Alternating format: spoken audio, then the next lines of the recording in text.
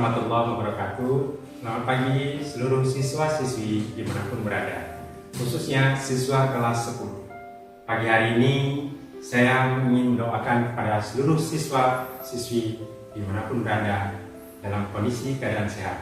Walaupun pada saat ini kita sedang mengalami wabah COVID-19, namun pembelajaran kita tetap terus berlangsung.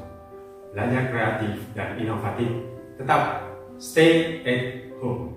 Oke, kita lanjutkan materi kita berkaitan dengan KD 319. Teman-teman, kita akan melanjutkan materi kita pada KD 3.19, yaitu menganalisis isi dari minimal satu buku fiksi dan non-fiksi yang sudah dibaca.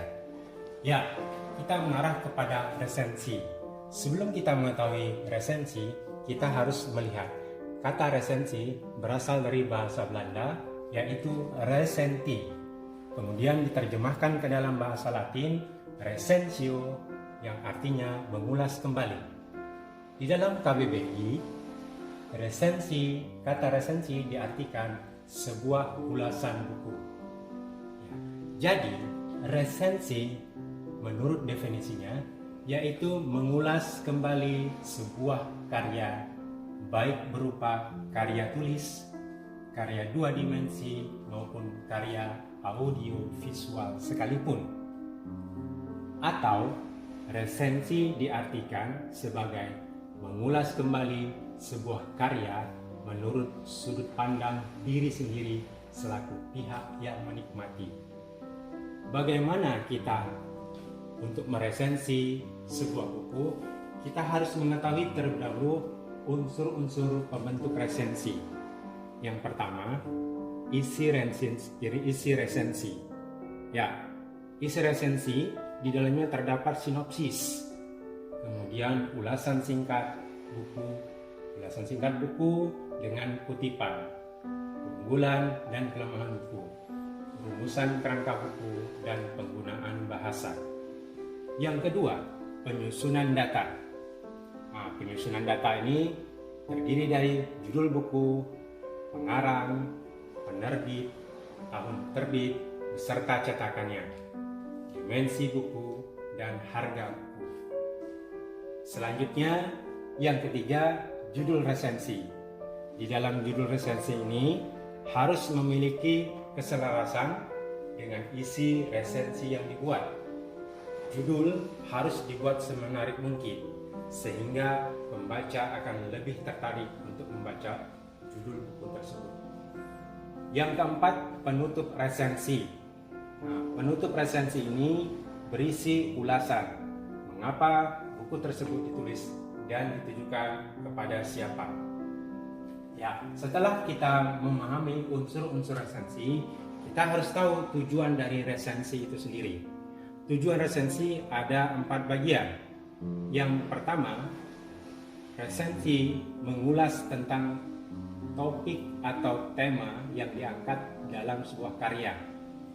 Yang kedua, memberikan informasi dan pemahaman kepada pembaca tentang sebuah karya. Yang ketiga, memberikan pertimbangan tentang kelayakan sebuah karya untuk dibaca ataupun diterbitkan. Yang keempat, menjawab hal-hal yang menjadi pertanyaan pembaca terhadap sebuah karya. Ya, untuk mengetahui bagaimana cara kita menganalisis isi dari resensi itu sendiri, ya, kita akan melihat yang satu buah buku, khusus buku mata pelajaran. Ya, kita coba buku sejarah Indonesia. Di dalam buku ini, hal-hal yang akan kita jadikan sebuah resensi. Yang pertama, judul buku, kemudian pengarang buku, penerbit buku, tahun terbit buku, kemudian tebal halaman. Selanjutnya, sinopsis dari buku ini sendiri, kelebihan buku, dan kelemahan dari buku ini. Ya, jadi ananda sekalian, kita akan dapat memahami ya isi buku dengan cara kita dapat meresensi isi buku dengan cara melihat sinopsisnya atau membuat sinopsis dari buku yang akan diresensi, kemudian membuat ulasan singkat. Ulasan singkat di sini berarti kita memberikan argumentasi terhadap buku yang akan kita resensi. Berikutnya kita cari kutipan dari ulasan tersebut.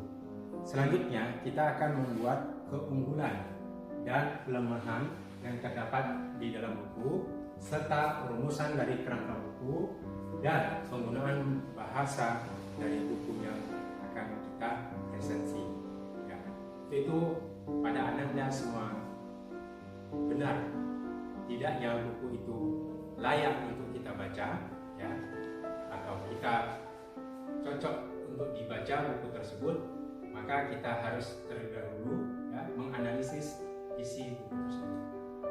Untuk lebih lanjutnya Bapak akan memberikan sebuah contoh bagaimana meresensi sebuah buku. Melanjutkan kembali dari contoh resensi, kita akan melihat sebuah contoh resensi buku, yaitu yang pertama kita harus mengetahui judul buku. Dari buku ini kita ketahui judul buku Sejarah Indonesia untuk SMA MA kelas 10. Pengarangnya Ratna Hapsari dan Muhammad Adil. Penerbit Erlangga. Tahun terbit 2016. Tebal halaman 254 halaman. Sinopsis dari buku ini berisikan tentang materi, metode naratif, historia, tugas dan soal-soal evaluasi, dan pendidikan karakter. Sedangkan kelebihan dari buku ini, materinya lebih lengkap, berbobot, serta terorganisasikan dengan baik dari segi bahasa maupun cakupan materi yang mau disampaikan. Sedangkan kelemahan dari buku ini, para pembaca khususnya siswa, sebagian masih belum memahami secara detail isi dari buku ini, sehingga mempersulit siswa untuk memahami secara detail. Mungkin itu saja yang dapat saya sampaikan pada pertemuan pagi hari ini. Mudah-mudahan materi kita tentang menganalisis isi dari satu buku non-fiksi dapat bermanfaat. Semoga pembelajaran kita pada pagi hari ini bermakna dan juga bermanfaat. Assalamualaikum